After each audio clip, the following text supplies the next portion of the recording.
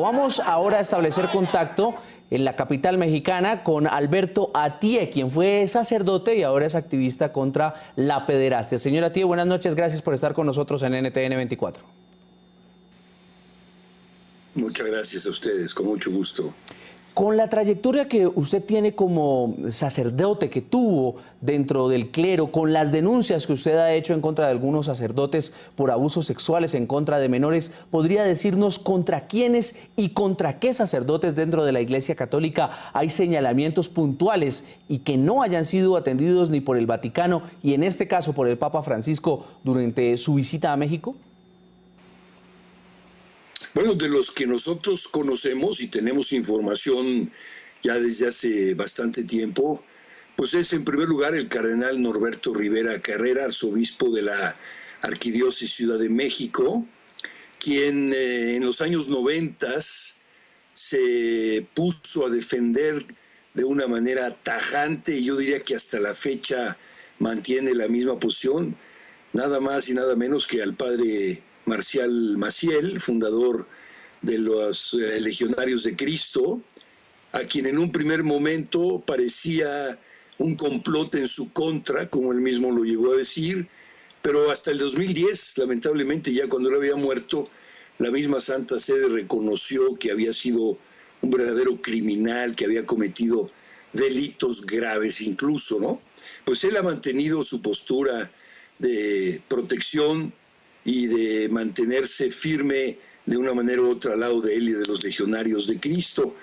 Luego está otro sacerdote anterior al padre Nicolás, incluso en los años 80, anterior al padre Maciel, el padre Nicolás, a quien él encontró abusando de niños en su diócesis de Tehuacán, en una parroquia, en donde casi lo matan los mismos papás, y le ayudó a salirse del país y a irse a Los Ángeles, California, donde abusó de otros 30 niños, y luego lo ayudaron a regresar a México, a la ciudad donde él ya era cardenal, arzobispo, donde siguió abusando de niños y recibió también la protección.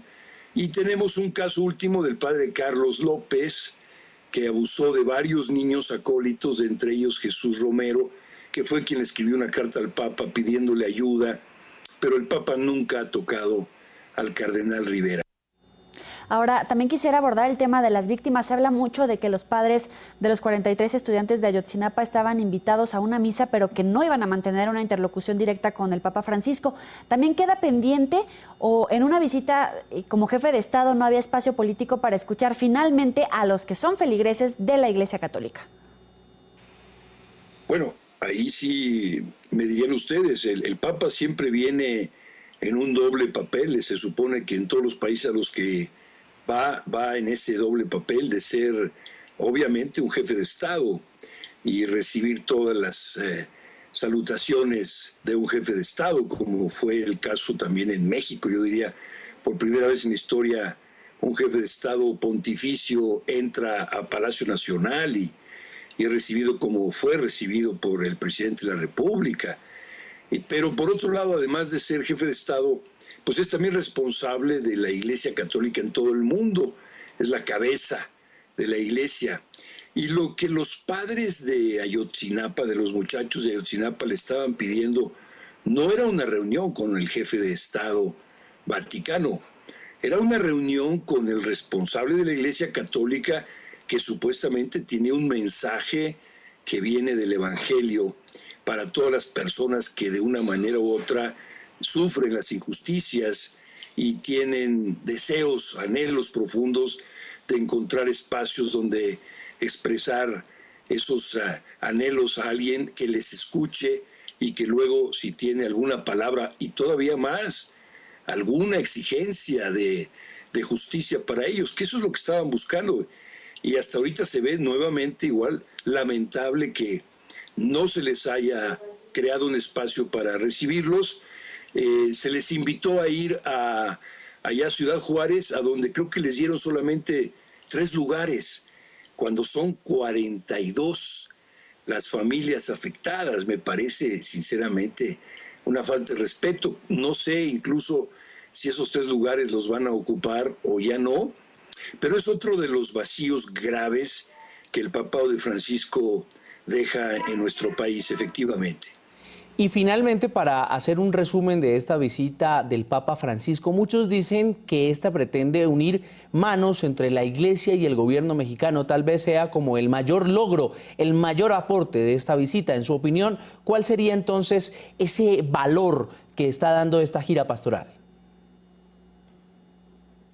Pues bueno, para mí este encuentro entre los representantes del Estado mexicano y por otro lado el Papa Francisco, pues sí, es como nunca antes un encuentro muy fuerte y muy claro de acercamiento, yo diría hasta de legitimación.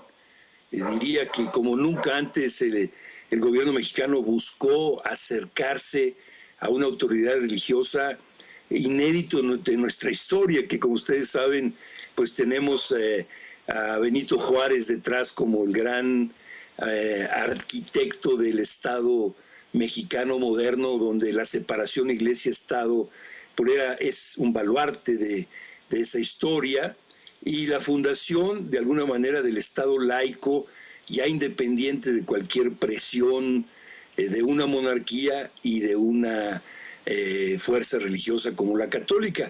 Pero bueno, la verdad es que estuvo asombroso el acercamiento y el interés no solo del presidente de la República y su gabinete, sino de los gobernadores. Si ustedes que han estado siguiendo verán que ahora los que entrevistan son a los gobernadores sobre la visita del Papa. Ya los obispos de las diócesis que va a visitar pues prácticamente tienen espacios reducidos en los medios, son más los gobernadores.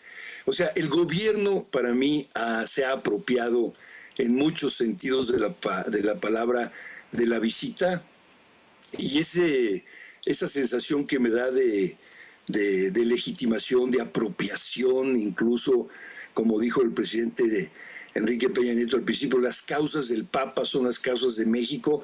Bueno, pues ya con eso prácticamente hizo una identificación. Ahora, ¿qué más allá de eso considero yo valioso, importante de la visita del Papa? Bueno, la verdad diría sí, obviamente que para el pueblo mexicano, como ustedes lo han narrado allí en sus notas, es siempre una celebración extraordinaria, una fiesta, un evento de una emotividad enorme, donde esta fe emotiva y estas creencias de nuestro pueblo se expresan total y abiertamente en las calles, como ustedes lo han percibido. Y eso yo sí creo que es finalmente un valor de nuestra sociedad mexicana.